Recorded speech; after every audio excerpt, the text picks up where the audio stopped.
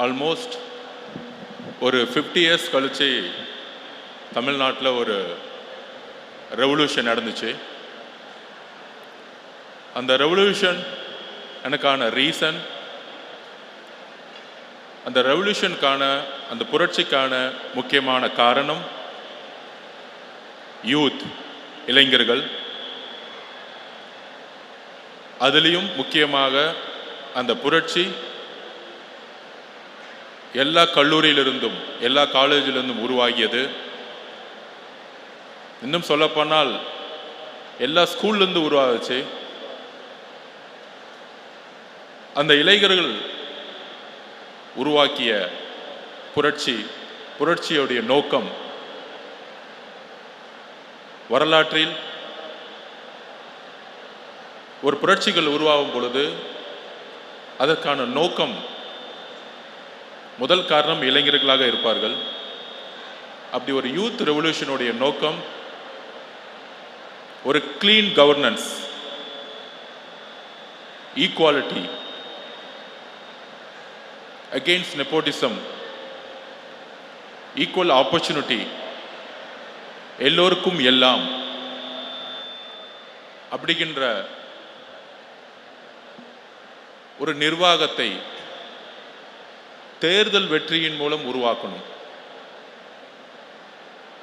Election mandate from people அப்படின்னு ஒரு 50 வருஷம் கழிச்சு தமிழ்நாட்டில் சுமார் 50% மேற்பட்ட இன்றைக்கு இளைஞர்கள் தான் இருக்காங்க. யூத் பாப்புலேஷன் 40%, 40 வயதுக்கு கீழே.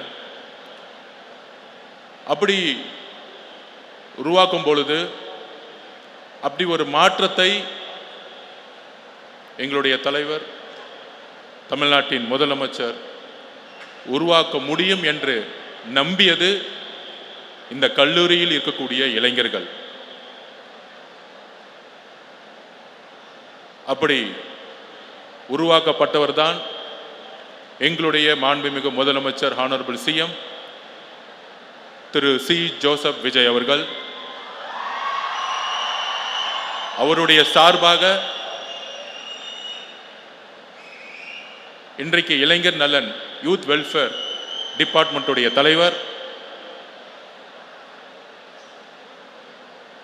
இளைஞர்களுடைய வாழ்க்கையை அடுத்த கட்ட பாதைக்கு கொண்டு போகணும்னு ஒவ்வொரு நிமிடமும் உழைத்து கொண்டிருக்கிற ஒரு சிஎம் நமக்கு இருக்கிறாரு. அவருடைய சார்பாக சத்யபாமா உடைய சான்சலர், பிரசிடென்ட் எல்லோருக்கும் எங்களுடைய வாழ்த்துக்களை தெரிவித்துக் கொள்கிறோம். ஒரு கவர்மெண்ட்டோடைய பாலிசி எப்படி இருக்கணும்? மாண்புமிகு நிதியமைச்சர் என்னுடைய சகோதரர் மரிய வில்சன் சார், ஸ்போர்ட்ஸால் நாங்கள் 2 பேரும் ஒன்றிணைஞ்சோம். அவர் எப்பயுமே சொல்லுவார், எஜுகேஷன் தான் ரொம்ப ரொம்ப முக்கியம் கொடுக்கணும் அப்படின்னு. நான் அவர்கிட்ட சொல்லுவேன், ஸ்போர்ட்ஸையும் சேர்ந்து ஈக்குவலாக 50% ஈக்குவலாக கொடுக்கணும்னு. இப்போ கூட சொல்கிறேன், ஸ்போர்ட்ஸ் இல்லைன்னா நான் உங்களை பார்த்துருக்கவே மாட்டேன். அப்படி பேஸ்கெட் பாலில் 2 பேர் இணைந்து விளையாட ஆரம்பித்தோம். எங்களுடைய தலைவரை கட்சி ரீதியாக நம்பியது அந்த டைமில் லட்சக்கணக்கான இளைஞர்களும் பெண்களும். ஆனால் கட்சியில் வந்து எங்கள் தலைவருக்காகவும் மக்களுக்காகவும் வேலை செய்யுங்க அப்படின்னு சொல்லும்போது எந்த விதமான தயக்கமும் இல்லாமல் உடனடியாக சிஎம்ஐ பார்த்து அன்றைக்கு ரொம்ப சீக்கிரமே கட்சியில் சேர்ந்து தலைவரை நம்பி மக்களுடைய பயணத்தில் ஒரு பெரிய தொழிலதிபராக இருந்தாலும் காலேஜ் ஓனராக இருந்தாலும் ரொம்ப கிரவுண்ட் லெவலில் இறங்கி, அதுலேயும் ஆர்கே நகர் மக்களோடு மக்களாக இணைந்து எந்த அளவிற்கு கிரவுண்டில் இறங்கணுமோ அந்த அளவுக்கு இறங்கினார். அந்த வெற்றி, அந்த மக்களுடைய வெற்றியோடைய அன்பு தான் இன்னைக்கு அவர் ஒரு நிதியமைச்சராக எங்கள் தலைவர் உருவாக்கியிருக்கார். அப்படி அமைச்சரவை எங்களுடைய தலைவர் உருவாக்கியது பார்த்தீங்கன்னா, ஏழை குடும்பத்திலிருந்து வந்தக்கூடிய ஒவ்வொரு அமைச்சர்களை தான் பார்த்துருப்பீங்க. அப்படி இளைஞர்கள் மட்டுமே இருக்கக்கூடிய ஒரு அமைச்சரவை. இந்த வெற்றி 2 பேரால் தான் சாத்தியப்பட்டது. இந்த ரெவல்யூஷன். ஒன்று இளைஞர்கள், இன்னொரு பெண்கள். இந்த 2 பேரும் சேர்ந்து தான் இந்த 2026 வெற்றிக்கான பாதையை உருவாக்குனாங்க. அப்போ தமிழ்நாடு இனிமேட்டு என்ன மாதிரி ஒரு ஹையர் எஜுகேஷன் சிஸ்டத்தை நம்ம கொண்டு வரணும்? தமிழ்நாடு எப்பயுமே ஒரு சர்வீஸ் ஒரு இண்டஸ்ட்ரி பேஸ் பண்ணி தான் எக்கனாமிக்கை உருவாக்கிட்டே இருப்போம். 92% இங்கேருந்து பிளேஸ்மெண்ட் ஆகிருக்கிறதா சொன்னாங்க. It's a big victory for job creativity. ஒவ்வொரு காலேஜிலிருந்தும் 95% படித்து முடித்தவொடனே வேலைக்கு செல்லக்கூடிய ஒரு காலேஜ் வந்து சத்யபாமா இருக்கிறதுல நாங்கள் பெருமைப்படுகிறோம். அப்போ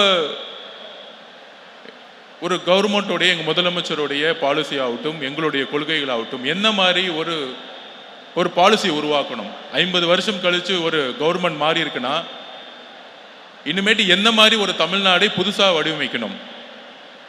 நம்ம சிங்கப்பூரில் லீ குவான் இருந்தார். அவர் வரத்துக்கு முன்னாடி சிங்கப்பூர் ட்ரையாக இருந்துச்சு.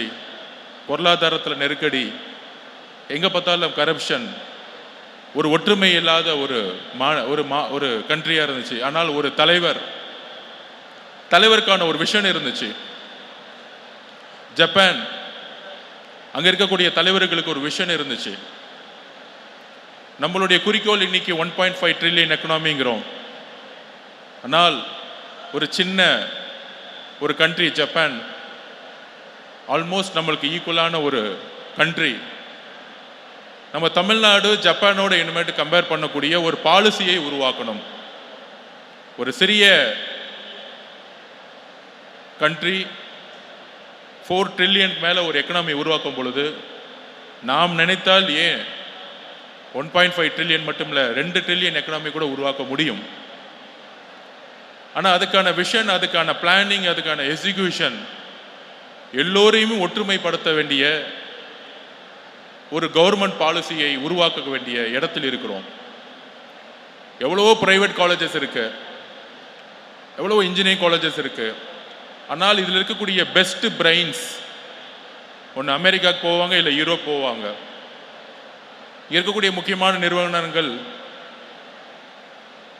அப்பாயின்மெண்ட் பட்டாலும் உடனடியாக அவங்க அமெரிக்காவுக்கோ இல்லை யூரோப்புக்கோ போவாங்க. ஃபர்ஸ்ட் சாய்ஸ் அங்கே இருக்கும். இதை தமிழ்நாடு எப்படி ஒரு இன்னோவேஷன் எக்கனாமியை உருவாக்கக்கூடிய இடத்துல நம்ம கொண்டு போகிறோம்? இந்த ஹையர் எஜுகேஷன் வரக்கூடிய ஸ்டூடெண்ட்ஸ், நாங்கள் எப்பயுமே ஒன்று நினைப்போம், இந்த வேர்ல்ட்லேயே ரொம்ப காஸ்ட்லியான thing, it's not a diamond, it's not a platinum, it's not a gold. இந்த வேர்ல்ட்லேயே முக்கியமான ஒரு காஸ்ட்லியான ஒரு விஷயம் ஹியூமன் பிரைன்ஸ், மனித மூளை. இந்த மனித மூளையை யார் அதிகமாக பயன்படுத்துகிறார்களோ அவங்க தான் எக்கனாமிக்கு உருவாக்க முடியும். இன்னைக்கு அமெரிக்காவுக்கு போகிறதா இருந்தால் ஒன்று சொந்தமாக ஒரு பெரிய நிறுவனம் நடத்திட்டு இருக்கணும், இல்லைன்னா ஒரு ஸ்ட்ராங் பிரெயின் இருந்தால் தான் அமெரிக்கா விசாவே கொடுப்பாங்க. அப்படி அமெரிக்கா மாதிரி, ஜப்பான் மாதிரி, ஜப்பானோட நம்ம கம்பேர் பண்ணக்கூடிய ஒரு தமிழ்நாடை உருவாக்கணும். ஒரு இன்னோவேஷன் சிட்டியை உருவாக்கணும். இங்கே இருக்கக்கூடிய இத்தனை காலேஜஸ் வேலை கிடைச்சிச்சா அப்படிங்கிற ஒரு தாட் இது வரைக்கும் உருவாக்கிட்டு இருக்கோம். வேலை கொடுக்கக்கூடிய ஒரு இன்னோவேஷன் சிட்டிஸை உருவாக்கணும். ஃபார் எக்ஸாம்பிள், இந்த உலகத்தோடைய கம்யூனிகேஷன்ஸ் 2 நிறுவனம் கண்ட்ரோலில் தான் இருக்கு. ஒன்று ஆப்பிள் கம்பெனியுடைய ஓஎஸ், இன்னொன்று ஆண்ட்ராய்டு கம்பெனியுடைய நிறைய நிறுவனங்கள், சாம்சங்காக இருக்கலாம், நிறைய நிறுவனங்கள். அந்த 2 நிறுவனத்தோடைய இன்னோவேஷன், இந்த 2 நிறுவனத்துடைய ஓனர் அமெரிக்கா. அப்போ இந்த உலகம் பயன்படுத்தக்கூடிய எல்லா கம்யூனிகேஷன்ஸோடைய எண்ட் யூசர்ஸ், நம்மளுடைய இந்தியாவில் கிட்டத்தட்ட 100 கோடி மக்கள் ஒரு மொபைலை யூஸ் பண்ணுறாங்கன்னா, அந்த 100 கோடி மக்களும் யூஸ் பண்ணக்கூடிய 2 பிளாட்ஃபார்ம், ஒன்று ஓஎஸ், இன்னொன்று ஆண்ட்ராய்டு. அப்போ அந்த 100 கோடி மக்களுடைய பணம் எங்கே போகுதுன்னா அமெரிக்காவுக்கு தான் போகுது. அதனால தான் அந்த நாடு எக்கனாமியில் நம்பர் 1 வருது. அப்போ இங்கே இருந்து உருவாக்கக்கூடிய இன்னோவேஷனாக இருக்கக்கூடிய பெஸ்ட் பிரைன்ஸை ஒரு தமிழ்நாடு கவர்மெண்ட் நியூ பாலிசியாக ஒரு இன்னோவேஷன் சிட்டியை உருவாக்கணும். கண்டிப்பாக மாண்புமிகு முதலமைச்சருடைய தலைமையில் அதற்கான பணிகள் ஒரு நாள் உருவாகும். அப்போ இங்கே இருக்கக்கூடிய யூத்தோடைய திங்கிங்ஸ், கிரியேட்டிவிட்டி மூலமா உருவாக்கக்கூடிய இன்னோவேஷன்ஸ், அந்த இன்னோவேஷன்ஸ் தான் வெல்த்தாக மாறும். நம்ம நேச்சுரல் ரிசோர்ஸை எப்படி யூஸ் பண்ணலாம், ட்ரிக்கர்லெஸ் ஸ்டேட்டாக உருவாக்கணும்னு நினைக்கிறோம், ட்ரக்ஸ்லெஸ் ஸ்டேட்டாக உருவாக்கணும்னு நினைக்கிறோம். ஆனால் யூத்தோடைய கிரியேட்டிவிட்டி சிந்தனைகளுக்கு இது வரைக்கும் நம்ம ஒரு இம்பார்ட்டன்ட் கொடுத்ததில்லை. எந்த ஒரு கண்டுபிடிப்பும் ஆரம்பத்தில் சொல்லும்போது இந்த உலகம் சிரிச்சிருக்கு, கேலி பண்ணியிருப்பாங்க, நம்பிக்கையற்ற வார்த்தைகள் கொடுத்துருப்பாங்க. ஆனால் அமெரிக்கா ஏன், ஜப்பான் ஏன் வெல்த்தில் நம்பர் 1 இருக்குன்னா, அங்கே ஸ்கூல்லையோ காலேஜ்லேயோ ஒரு ஸ்டூடெண்ட் ஒரு இன்னோவேட்டிவாக ஒரு திங்கிங்கை கிரியேட் பண்ணாலே இமீடியட்டாக அவங்களுக்கான ஸ்காலர்ஷிப் உருவாக்கப்படும், அவங்களுக்கான ஒரு பேசிக் இன்ஃப்ராஸ்ட்ரக்சர் கொடுத்துருப்பாங்க. அங்கேருந்து ஒரு நிறுவனம் அந்த இன்னோவேஷனை கண்டுபிடிக்கிற வரைக்கும் 10 வருஷமோ 15 வருஷம் ஆனாலும் அதுக்கான பேக்கப் கொடுத்துருப்பாங்க. அந்த மாதிரி இங்கே இந்தியாவில் 1-2 நிறுவனங்கள் தவிர பெருசாக இல்லை.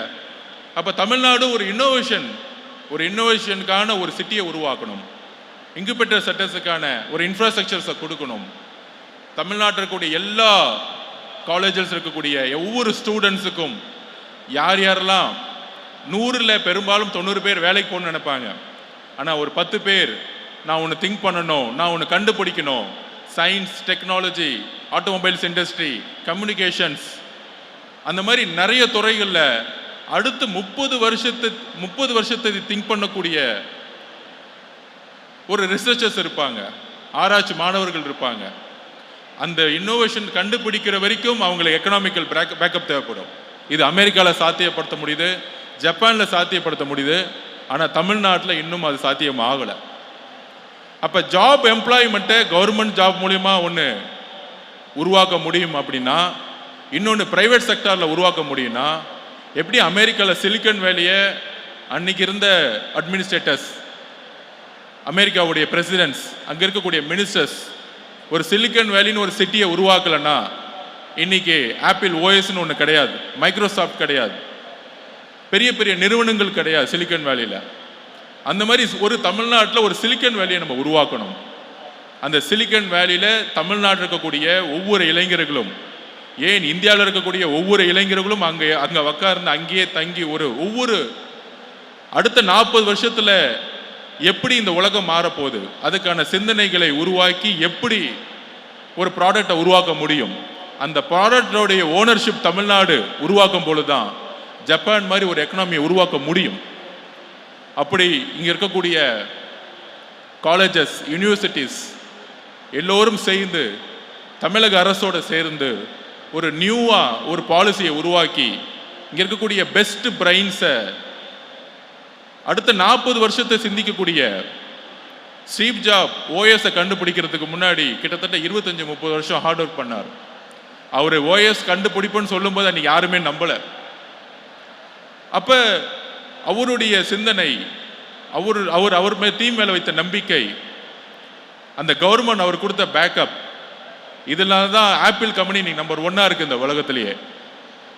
அந்த மாதிரி ஒவ்வொரு நிறுவனங்களும் தமிழ்நாட்டில் ஒரு சாதாரண மனிதன் எப்படி ஸ்டீவ் ஜாப் ஆப்பிளை உருவாக்குறதுக்கு முன்னாடி அவரே அவரோட புக்கில் சொல்லியிருக்காரு, நான் சாப்பிட்றதுக்கு கூட கோயிலில் போய் சாப்பிட்டேன். அந்த மாதிரி ஒரு ரொம்ப ஏழ்மையிலேருந்து வந்த ஸ்டீவ் ஜாப் ஆப்பிளோட ஓஎஸை உருவாக்கும் பொழுது இங்கே இருக்கக்கூடிய ஏழை எளிய மாணவர்கள், அது ஆணாக இருந்தாலும் பெண்ணாக இருந்தாலும், we have to give the importance of the brain. Periyar எப்பவுமே சொல்லுவார், உருவத்தை மறந்துடுங்க, மனித மூளைக்கான முக்கியத்துவத்தை கொடுக்கணும். சாதி, மதம், ஏழ்மை, ஆண் பெண் என்கிற சமத்துவத்தை உருவாக்கும் பொழுது உண்மையான மரியாதையும் ஒரு செல்ஃப் ரெஸ்பெக்ட் மூவ்மெண்ட் ஆரம்பிக்க முடியும். அந்த செல்ஃப் ரெஸ்பெக்ட் மூவ்மெண்ட் ஆரம்பிக்கும் பொழுது எல்லோரும் சமம்னு சொல்லும் பொழுது, சமூகம் எல்லோரும் சமம் சொல்லும் போது மனித மூளை புதிய கண்டுபிடிப்புகளை கண்டுபிடிக்கும். இதுதான் பெரியாரும் சொன்னார். எல்லா தலைவர்களும் அதுக்காக தான் சமூக நீதியின் அடிப்படையில் எஜுகேஷனை உருவாக்குனாங்க. Social justice from the education, job opportunity for equal. அங்கே சாதியால் பிரிச்சிருக்கக்கூடாது, மதத்தால் பிரிச்சிருக்கக்கூடாது, ஆண் பெண்கின்றதுனால பிரிக்கக்கூடாது. அப்படி தமிழ்நாட்டை ஒரு புதிய பாலிசியுடன் நம்முடைய தமிழக முதலமைச்சர் 1.5 ட்ரில்லியன் எக்கனாமி உருவாக்கணும்னு சொல்லும் பொழுது ஒரு இன்னோவேஷனுக்கான ஒரு புதிய பாலிசியும் அதற்கான ஒரு இன்வெஸ்ட்மெண்ட்டையும் அதற்கான ஒரு சிட்டியையும் உருவாக்கும் பொழுது இங்க இருக்கக்கூடிய இளைஞர்கள் ஒவ்வொருத்தரும் இந்த ஊரை விட்டுட்டு இன்னொரு ஊருக்கு போகும்போது எந்த இருந்தாலும் குடும்பத்தை விட்டு போறதுக்கு மனசு வராது. அமெரிக்காவில் இருக்கவங்களா இருந்தாலும் சரி, ஜப்பான்ல இருக்கிறவங்களாலும் சரி, யாரா இருந்தாலும் சரி. அப்படி இங்கே வந்து அவங்களுக்கான ஒரு இம்பார்ட்டன்ஸ் கொடுத்து வரும் பொழுது அடுத்த 10-15 வருஷத்துகளில் நம்மளாலும் எதிர்காலத்தில் எப்படி 30 வருஷத்துக்கு 20 வருஷத்துக்கு முன்னாடி ஆப்பிள் ஓஎஸ் கண்டுபிடிக்க முடியாதுன்னு சொன்னாங்களோ, எப்படி ஆண்ட்ராய்டு கண்டுபிடிக்க முடியாதுன்னு சொன்னாங்களோ, அந்த 20 வருஷத்துக்கு முன்னாடி ஓஎஸும் ஆண்ட்ராய்டும் கண்டுபிடிச்சதுனால தான் இன்னைக்கு நம்பர் 1 அந்த கம்பெனி நிற்குது. அப்ப அடுத்த 25 வருஷம் 30 வருஷத்துக்கு என்ன அட்வான்ஸா டெக்னாலஜி வரப்போகுது? சயின்ஸ் அண்ட் டெக்னாலஜில எந்த நிறுவனம் எந்த நாடு திங்க் பண்ணதோ அவங்களால தான் வெல்த்தை கிரியேட் பண்ண முடியும். இனிமேட்டு நேச்சர் ரிசோர்ஸ் மூலமா வெல்த்தை கிரியேட் பண்ணக்கூடியது ஓல்ட் டெக்னிக்ஸ். அப்ப கம்யூனிகேஷன்ஸ், டிரான்ஸ்போர்ட், இந்த மாதிரி நிறுவனங்கள் இன்றைக்கு வந்து நிறைய ரிசர்ச் பண்ண ஆரம்பிச்சுட்டாங்க. இதோட அட்வான்ஸ் மூவ்மெண்ட் தான் ஆர்டிஃபிஷியல் இன்டெலிஜென்ஸ். அப்ப இதோடைய அட்வான்ஸ் ஸ்டேஜுக்காக தான் ஒரு தனி மினிஸ்ட்ரியை மாண்புமிகு முதலமைச்சர் சிஎம் அவர்கள் உருவாக்கி இருக்கார். அப்படி ஒரு பாலிசி உருவாகும் பொழுது, ஒரு ரிசர்ச் மூலமா உருவாக்கக்கூடிய சிந்தனைகளை நாம் வலுப்படுத்தும் பொழுது இன்னும் 10-15 வருஷத்துல, அடுத்த 50 வருஷத்துல, அடுத்த 30 வருஷத்துல இந்த உலகத்தை கண்ட்ரோல் பண்ணக்கூடிய ஒரு டெக்னாலஜியை தமிழர்களாகிய நாம் கண்டுபிடிக்க வேண்டும். அப்படி கண்டுபிடிக்கும் பொழுதுதான் அது வெல்த்தா மாறும். வெல்த்தா மாறும் பொழுதுதான் நம்மளோட எக்கனாமியை வளர்க்க முடியும். ஜப்பானுடைய ப்ராடக்ட்ஸ் தான் உலகம் முழுசும் நீ டாமினேட் பண்ணிட்டு இருக்கு. சவுத் கொரியா ஒரு சிறிய நாடு, அமெரிக்கா, யூரோப், இந்த மாதிரி அட்வான்ஸ் டெக்னாலஜியை நோக்கி இங்க இருக்கக்கூடிய இங்கிருந்து செல்லக்கூடிய இளைஞர்கள் மைக்ரோசாஃப்ட்லையும் ஆப்பிள்லையும் முக்கிய இடத்துல சிஇஓ லெவலில் இருக்கிறாங்க. அஃப்கோர்ஸ் நமக்கு பெருமையான விஷயம். சிஇஓங்கிறது ஒரு கம்பெனியோடைய ஓனர் கிடையாது. சிஇஓங்கிறது ஒரு எக்ஸிக்யூட்டிவ் லெவலில் இருக்கிறவங்க. ஆனால் நம்மளுடைய மூளையோடைய முக்கிய ஓனர் யாருன்னா அமெரிக்காவில் இருக்கக்கூடிய நிறுவனங்களுடைய தலைவர்கள் அப்படின்னா அமெரிக்கன்ஸாக இருப்பாங்க. அப்போ நம்மளுடைய இளைஞர்களுடைய மூளை வைத்து ஒரு மிகப்பெரிய நிறுவனங்களை உருவாக்கும் பொழுது தமிழ்நாட்டில் இருக்கக்கூடிய இருக்கக்கூடிய இளைஞர்கள் எல்லோருக்குமான ஒரு பிளாட்ஃபார்மை கொடுத்து இங்க இருக்கக்கூடிய நிறுவனங்கள் ரிசர்ச்சை நோக்கி அதிகமான இன்வெஸ்ட் பண்ணும் பொழுது 10-15 வருஷத்துல ஒரு முக்கிய கண்டுபிடிப்பை நாம் உருவாக்க முடியும். ஸோ அதனால அப்படி ஒரு பாலிசியும் அப்படி ஒரு இன்னோவேட்டிவ் சென்டர்ஸ் சொல்லக்கூடிய சிட்டிஸை உருவாக்கணும். பெங்களூர்ல அது கிரியேட் பண்ணியிருக்காங்க. பட் அது பெருசாக சக்ஸஸ்ஃபுல் ஆகல. அந்த மாதிரி ஒரு ஜப்பான்ல என்ன மாதிரி பாலிசியை உருவாக்கி அட்வான்ஸா அந்த சமூகம் உயர்ந்துச்சோ, சிலிக்கன் வேலி மாதிரி எப்படி அமெரிக்கா திங்க் பண்ணி டெக்னாலஜிக்கு இம்பார்ட்டன்ட் கொடுத்து ஒரு ரெவல்யூஷனை கிரியேட் பண்ணாங்களோ, சமுதாயத்தில் ஒவ்வொரு நேரத்தில் ஒரு ரெவல்யூஷன் உருவாக்கும். இண்டஸ்ட்ரி ரெவல்யூஷன் முதல்ல உருவாக்குனது லண்டன். இங்கிலாந்துல தான் இண்டஸ்ட்ரி ரெவல்யூஷன் உருவாச்சு. அக்ரிகல்ச்சர் ரெவல்யூஷன்லேருந்து இண்டஸ்ட்ரி ரெவல்யூஷன் உருவானது இங்கிலாந்து. இண்டஸ்ட்ரி ரெவல்யூஷன்லேருந்து டெக்னாலஜி ரெவல்யூஷன் உருவானது அமெரிக்கா. இப்போ டெக்னாலஜி ரெவல்யூஷன்லேருந்து அடுத்தது டிரான்ஸ்போர்ட் ரெவல்யூஷன். அதாவது நம்மளுடைய பயணத்தை எவ்வளோ சீக்கிரம் ஷார்ட்டாக போய் சேர போகிறோம். இப்போ இங்கேருந்து பெங்களூருக்கு நம்மளுடைய நியூ ஹைவேஸ் பார்த்தீங்கன்னா 3 hours 4 hours போகிற மாதிரி இப்போ ரோடு போட்டிருக்காங்க. அடுத்தது ஏர் டிராவல், இங்கேருந்து எவ்வளோ ஸ்பீடாக வந்து போய் சேர போகிறோம். இதுதான் அடுத்த 40 வருஷத்துக்கான இன்னோவேஷனாக இருக்க போகுது. இங்கேருந்து அமெரிக்காவுக்கு நம்மளால் உடனே 5 மணி நேரத்தை செல்ல முடியுமா? ரோட் டிரான்ஸ்போர்ட் போல ஏர் டிரான்ஸ்போர்ட்டை கொண்டு போக முடியுமா? இந்த அடுத்த கட்ட டெக்னாலஜிஸை இந்த உலகம், துபாய் ஆகட்டும், யூரோப் ஆகட்டும், சிங்கப்பூர் ஆகட்டும், அடுத்த டெக்னாலஜி கொண்டு போயிட்டு இருக்கோம். ஆனால் நம்ம இன்னும் இங்கே உட்காந்துட்டு சாதி பெருமை, மத பெருமை, ஆண் பெண்கின்ற பெருமை, அந்த விஷயத்தில் இன்னும் ஸ்டக் ஆகிட்டு இருக்கோம். இதிலிருந்து வெளியே வந்து பெரியார் சொன்ன மாதிரி அமெரிக்காவில் இருக்கக்கூடிய பெரிய பெரிய தலைவர்கள் எப்பயுமே சயின்ஸ் அண்ட் டெக்னாலஜிக்கு எப்பயுமே இம்பார்ட்டன்ட் கொடுத்துட்டே இருப்பாங்க. அதுக்கு முதல்ல ஒரு சிந்தனை, நாம் எல்லோரும் சமன் நினைக்கக்கூடிய ஒரு சமூக மாற்றத்தை உருவாக்கணும். சாதி இல்லாத, மதம் இல்லாத, ஆண் பெண்ணை சமமாக நடத்தக்கூடிய ஒரு சமூகத்தை ப்ரொஃபஷனல் எஜுகேஷன் மூலம் உருவாக்க முடியும். முக்கியமாக ப்ரொஃபஷனல் எஜுகேஷன்ல உமன் ஹாவ் டு பார்ட்டிசிபேட். அவங்களுக்கான அதிகமான கவனம் தமிழ்நாட்டில் கொடுக்கப்படணும். இன்னும் ரூரல்ல ப்ரொஃபஷனல் எஜுகேஷன் பக்கம் உமன் வர முடியாமல் இருக்கிறாங்க. முக்கியமாக தலித் கம்யூனிட்டி, முக்கியமாக இஸ்லாமிய கம்யூனிட்டியில் இருக்கக்கூடிய பெண்கள், கிறிஸ்துவ கம்யூனிட்டியில் இருக்கக்கூடிய பெண்கள், அந்த மாதிரி எல்லாருக்குமான ஒரு கல்வியை உருவாக்கணும். எங்கெல்லாம் சர்ப்ளஸ் கம்யூனிட்டி இருக்கோ, ஏழ்மையான எந்த கம்யூனிட்டி இருக்கோ அந்த இடத்துல முக்கியமான காரணம் பெண்கள் ப்ரொஃபஷனல் எஜுகேஷனுக்குள்ள போயிருக்க மாட்டாங்க. எங்கே ஏழ்மை அதிகமாக இருக்கும் பார்த்தீங்கன்னா, எந்த சமூகம் எந்த நாடு பெண்களுக்கான கல்வியை கொடுக்காம இருக்கு, எந்த சமூகம் பெண்களுக்கான ஈக்குவல் ஜாப் ஆப்பர்ச்சுனிட்டியை உருவாக்காம இருக்கு. அப்ப இங்க தமிழ்நாட்டில் முக்கியமான நார்த் வட மாவட்டங்களாக இருக்கட்டும், தென் மாவட்டங்கள் இருக்கும், இன்றும் பெண்கள் ப்ரொஃபஷனல் எஜுகேஷனை நோக்கி வரல. அவங்களுக்கான புது பாலிசியை உருவாக்கணும். அதற்கு இங்க இருக்கக்கூடிய எல்லா தனியார் கல்லூரிகளும், முக்கியமாக இங்க இருக்கக்கூடிய ஒரு உமன் சான்சலர் இருக்கக்கூடிய நிறைய சொசைட்டியில் இங்கே இருக்கவங்களுக்கு ஸ்போர்ட்ஸில் வந்து ஒரு ஃப்ரீ எஜுகேஷன் கொடுக்குறாங்க, ஏழ்மையாக இருக்க மாணவர்களுக்கு ஃப்ரீ எஜுகேஷன் கொடுக்குறாங்க. நாங்கள் ரெக்வஸ்ட் பண்ணுறோம், ரொம்ப ரொம்ப வட மாவட்டங்களில் திருவண்ணாமலை, கடலூர், தருமபுரி இந்த மாதிரி மாவட்டம் இருக்கக்கூடிய பெண்கள் இன்னும் ஒரு சென்னையில் வந்து இந்த மாதிரி ஒரு பெரிய காலேஜில் சேரக்கூடிய இன்னும் ஒரு நாலேஜ் கூட இல்லாமல் இருக்கிறாங்க. அவங்களுக்கான எஜுகேஷன் சிஸ்டத்தை இன்னும் தமிழ்நாடு அரசு கொண்டு செல்லும் பொழுது இங்கே இருக்கக்கூடிய தனியார் கல்லூரிகள் ஒட்டுமொத்த அசோசியேஷனோடு உட்கார்ந்து எவ்வளோ பேர் கீழிருந்து சமூகத்திலிருந்து, சமூக நீதி நலத்துறையிலிருந்தோ, பேக்வர்ட் கம்யூனிட்டி மினிஸ்ட்ரியிலிருந்தோ, வறுமையோடைய உச்சத்தில் இருக்கக்கூடிய நம்மளுடைய இஸ்லாமிய தோழர்கள், கிறிஸ்துவ தோழர்கள், இந்த மாதிரி இடத்துல இருந்து இருக்கக்கூடிய பெண்களுக்கு அதிக முக்கியத்துவம் கொடுத்து ப்ரொஃபஷனல் எஜுகேஷன் உள்ள கொண்டு போய் சேர்க்கணும். அவங்களுக்கான ஜாப் ஆப்பர்ச்சுனிட்டி கொடுக்கணும், அவங்களுக்கான தன்னம்பிக்கையை கொடுக்கணும் அப்படிங்கிற ஒரு வேண்டுகோள் எங்களிடம் இருக்கு. அதோட சத்யபாமா வந்து எனக்கு புதுசு கிடையாது. நான் பேஸ்பால் பிளேயராக இருக்கும் பொழுது முன்னாடிலாம் வந்து Madras Christian college, Laila college, அதுக்கப்புறம் பார்த்தீங்கன்னா அப்படி 14-15 வயசில் பொலிட்டிக்கல் சயின்ஸ் படிக்க ஆரம்பித்து இன்னைக்கு உங்கள் முன்னாடி மாண்புமிகு முதலமைச்சருடைய தலைமையில் ஒரு ஸ்போர்ட்ஸ் மினிஸ்டராகவும், எங்கேருந்து ஸ்போர்ட்ஸ் ஆரம்பிச்சோம் ஸ்போர்ட்ஸ் மினிஸ்டராகவும், பிடபிள்யூ மினிஸ்டராகவும் ஒரு 30 வருஷ பயணம் பொலிட்டிக்கலில் அப்படின்னு சொல்லலாம். 14 வயசில் உருவாகிய சிந்தனை இன்னைக்கு உங்களால், இளைஞர்களால், அதுவும் கல்லூரியில் இருக்கக்கூடிய இங்கே இருக்கக்கூடிய ஸ்டூடெண்ட்ஸால், பெண்களால் உருவாக்கிய புரட்சி ரெவல்யூஷன் சொல்லலாம். நாங்களாம் இங்கே அமைச்சர்களாக நிற்கிறோம். ஒரே ஒரு உறுதியை கொடுக்குறோம், எப்பொழுதும் எங்கள் தலைவரும் சரி, நாங்களும் சரி, பெண்களுக்காகவும் இளைஞர்களுக்காகவும் தமிழ்நாட்டுடைய எங்களுடைய உறவுகள், அம்மா, தங்கை, அக்கா, தம்பி, அண்ணன் எல்லோருக்காகவும் எங்களுடைய அமைச்சரவை எப்பொழுதும் இருக்கும். எப்பொழுதும் உண்மையா இருப்போம், உண்மையாகவும் நேர்மையாகவும் உறுதியாகவும் இருப்போம்.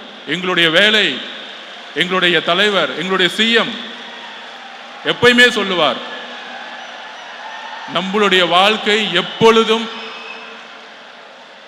மக்களுக்காக இருக்கணும், அதுல உண்மையா இருக்கணும். எங்களுடைய அரசியல் உணர்ச்சிகளால் வளர்ந்தது. உணர்ச்சி பூர்வமா மக்களை நாங்க ஒவ்வொரு நாளும் வேலை செஞ்சுட்டு இருக்கோம். அதிகாரம் வந்தோன்னு அமைச்சரானோ மாறிடுவோம், இல்ல பணத்தை நோக்கி போவோம், இல்ல நிறைய சம்பாதிப்போம், கிடையவே கிடையாது. நாங்கள் எப்பொழுதும் எலெக்ஷன் முன்னாடி எப்படி மக்களா இருந்தோமோ அதே மாதிரி தான் எங்களுடைய சிஎம்மோட வழியில ஒவ்வொருத்தரும், நானாகட்டும், இங்க இருக்கக்கூடிய மரிய வில்சன் ஆகட்டும், எப்பொழுதும் நேர்மையோடும் உண்மையோடும் தமிழ்நாட்டை ஒரு ஜப்பானுக்கு ஈக்குவலா, ஒரு சிங்கப்பூருக்கு ஈக்குவலா, ஒரு நல்ல நிர்வாகத்தை உருவாக்கக்கூடிய தலைவருடைய வழியில் நாங்கள் உங்களோடு பயணிப்போம்ங்கிறதை உறுதிமொழியை உங்களில் ஒருவாளா நான் சொல்றேன். நன்றி, வணக்கம்.